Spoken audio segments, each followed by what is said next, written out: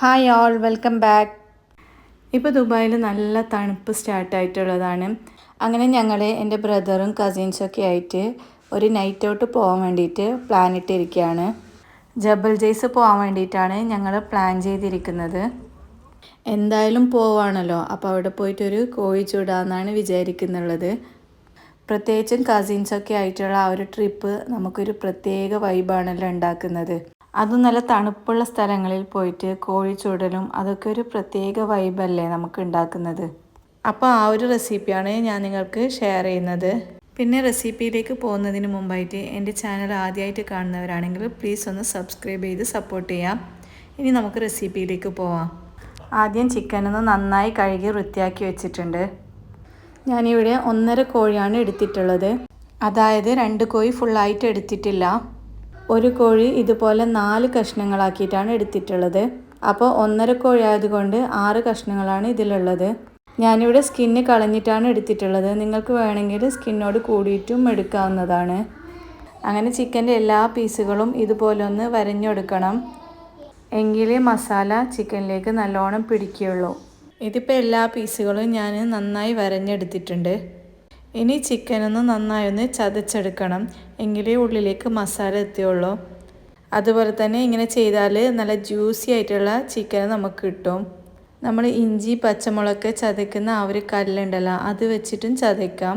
അങ്ങനെ എന്തെങ്കിലും ഇതുപോലത്തെ എന്തെങ്കിലും വെച്ചിട്ട് നമ്മളൊന്ന് ചിക്കൻ നന്നായി ഒന്ന് ചതച്ചെടുക്കാം. ഈ ഒരു പ്രോസസ്സ് നേരത്തെ ചെയ്യുന്നുണ്ടെങ്കിലും പ്രശ്നമില്ല. നമ്മൾ ചിക്കനിലേക്ക് വരയിടുന്നതിനേക്കാളും മുമ്പേ ഈ ഒരു പ്രോസസ്സ് ചെയ്താലും പ്രശ്നമില്ല.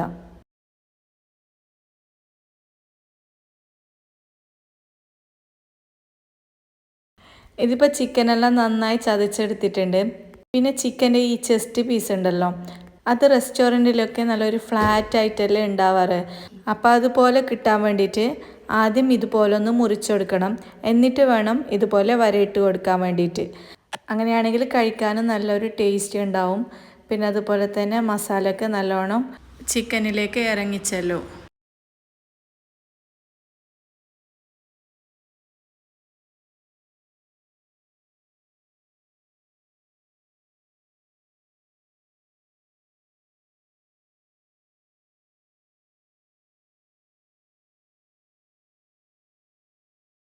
ഇതിപ്പോൾ എല്ലാം റെഡി ആയിട്ടുണ്ട്. ഇനി ഇതൊന്നും കൂടി ഒന്ന് കഴുകിയെടുക്കാം.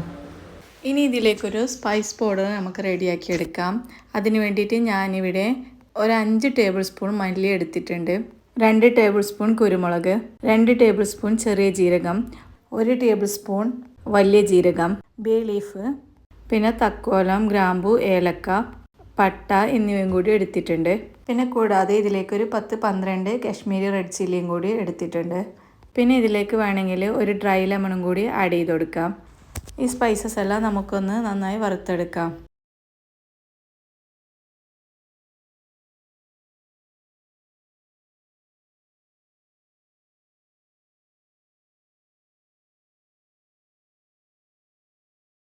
ഇനി മുളകും കൂടി ഒന്ന് വറുത്തെടുക്കുന്നുണ്ട്. ഇനി ഇതിലേക്ക് ചെറിയൊരു എരിവിന് വേണ്ടിയിട്ട് ഒരു 4 നാടൻ മുളകും കൂടി ആഡ് ചെയ്ത് കൊടുക്കുന്നുണ്ട്. എല്ലാം കൂടി ഒന്ന് നന്നായി വറുത്തെടുക്കാം. ഇനി എല്ലാം കൂടിയിട്ട് ഒരു മിക്സിയുടെ ജാറിലിട്ട് നന്നായി ഒന്ന് പൊടിച്ചെടുക്കാം.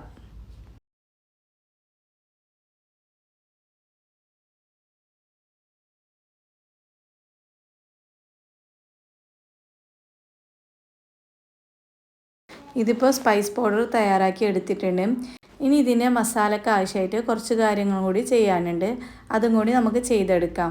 ഞാനിവിടെ ഒരു കൈ നിറയെ ചെറിയ ഉള്ളിയാണ് എടുത്തിട്ടുള്ളത്.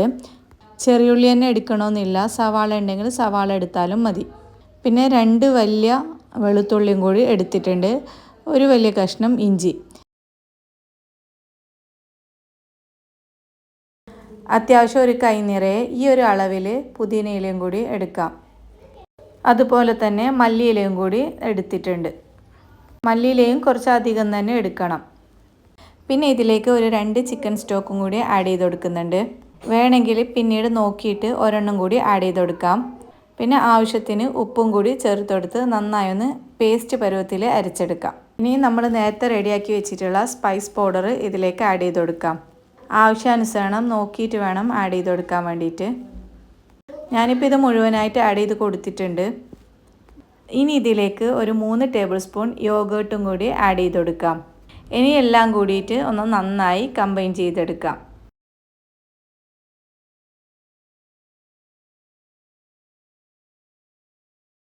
സ്പൈസ് പൗഡർ മുഴുവനായിട്ട് ഇട്ട് കൊടുക്കുന്നുണ്ട്.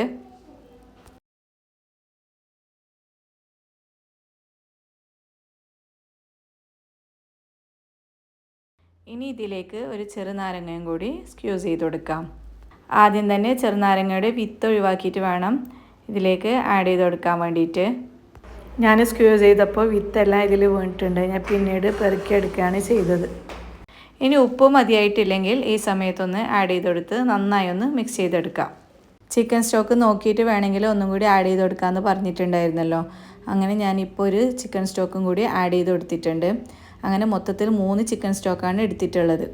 ഇനി ചിക്കൻ പീസസ് എല്ലാം ഓരോന്നായിട്ട് ഈ മസാലയിൽ നന്നായി ഒന്ന് കോട്ട് ചെയ്തെടുക്കാം.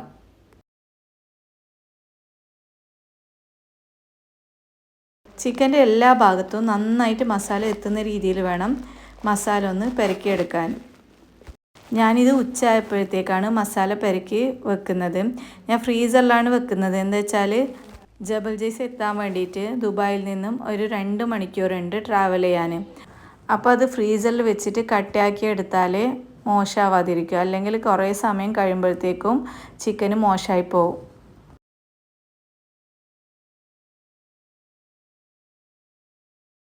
നമ്മൾ ഉണ്ടാക്കിയ ഈ ഒരു മസാല ഇത്രയും ചിക്കന് കറക്റ്റ് ആയിട്ടുണ്ട്. ഇപ്പോൾ ചിക്കൻ പീസസൊക്കെ നന്നായി മസാല പുരട്ടി എടുത്തിട്ടുണ്ട്.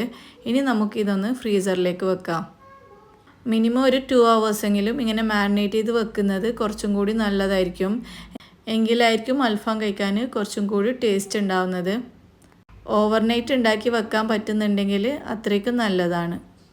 ഇനി ഇതൊന്ന് ഫ്രീസറിലേക്ക് വെക്കാം. ഞങ്ങളൊരു ഫ്രൈഡേ ആണ് അങ്ങോട്ടേക്ക് പോയത്. പക്ഷേ കസിൻസിനൊക്കെ ഡ്യൂട്ടി ഉണ്ടായിരുന്നു. അവരുടെ ഡ്യൂട്ടിയുടെ സമയമൊക്കെ കഴിഞ്ഞിട്ട് ഒരുപാട് വൈകി ഞങ്ങൾ ഇവിടെ നിന്ന് വിടാൻ വേണ്ടിയിട്ട്. ഓൾമോസ്റ്റ് രാത്രി 11 മണിയൊക്കെ കഴിഞ്ഞിട്ടുണ്ടാവും അങ്ങോട്ടേക്ക് പോകാൻ വേണ്ടിയിട്ട്. അവിടെ എത്തുമ്പോഴത്തേക്കും അതുപോലെ തന്നെ 3 മണി മറ്റും ആയിട്ടുണ്ടാവും അവിടെ എത്തിയപ്പോഴത്തേക്കും. ഒരുപാട് വൈകിട്ടാണെങ്കിലും ആർക്കും അങ്ങനെ ഉറക്കക്ഷീണമൊന്നും ഉണ്ടായിരുന്നില്ല. എല്ലാവരും ഇങ്ങനെ തമാശ പറഞ്ഞും കാര്യങ്ങളൊക്കെ ഇങ്ങനെ പറഞ്ഞു പോയത് കൊണ്ട് പെട്ടെന്ന് എത്തിയതായിട്ട് ഇങ്ങനെ തോന്നി. ഇവിടെ ഒരുപാട് പേര് ഈ ഒരു തണുപ്പ് ആസ്വദിക്കാൻ വേണ്ടിയിട്ട് വന്നവരുണ്ട്. അങ്ങനെ ഞങ്ങളിവിടെ എത്തിയിട്ടുണ്ട്. സമയം ഒരുപാട് വൈകിട്ടുണ്ട്. എങ്കിൽ പോലും എല്ലാവരും കോഴിച്ചൂടലും പരിപാടിയൊക്കെ ആയിട്ട് ഭയങ്കര ത്രില്ലിലാണ്. ഞങ്ങൾ കോഴിച്ചൂടാൻ വേണ്ടിയിട്ട് ആദ്യം ഒരു സ്പോട്ട് കണ്ടെത്തി. ബ്രദറും കസിൻസൊക്കെയാണ് ഇവിടെ തീ റെഡിയാക്കുന്നുള്ളത്.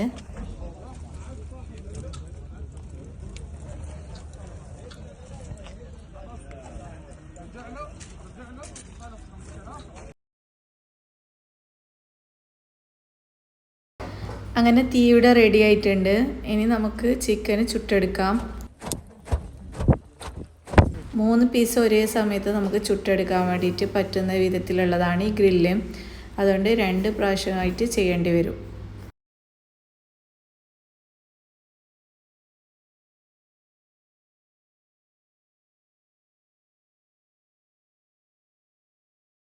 എല്ലാം കഴിഞ്ഞപ്പോഴത്തേക്കും അൽഫാം റെഡിയാക്കി കഴിഞ്ഞതിന് ശേഷമുള്ള പിക്ക് എടുക്കാൻ വേണ്ടി ഞാൻ വിട്ടുപോയി.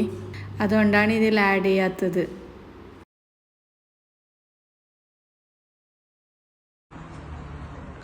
മല ഫുള്ള് മല ടെൻ്റ് അടിച്ചു, ചിക്കൻ ചുടുന്നു. അങ്ങനെ അൽഫാമൊക്കെ കഴിച്ച് ഞങ്ങൾ സൺറൈസൊക്കെ കണ്ടതിന് ശേഷം ഒരുപാട് ഫോട്ടോസൊക്കെ എടുത്ത് തിരിച്ച് ദുബായിലേക്ക് മടങ്ങി. അപ്പോൾ ഇന്നത്തെ വീഡിയോ ഇത്രയേ ഉള്ളൂ. വീഡിയോ ഇഷ്ടമായാൽ ലൈക്ക് ചെയ്യുക, ഷെയർ ചെയ്യുക, സബ്സ്ക്രൈബ് ചെയ്യുക. Thank you for watching. Bye bye.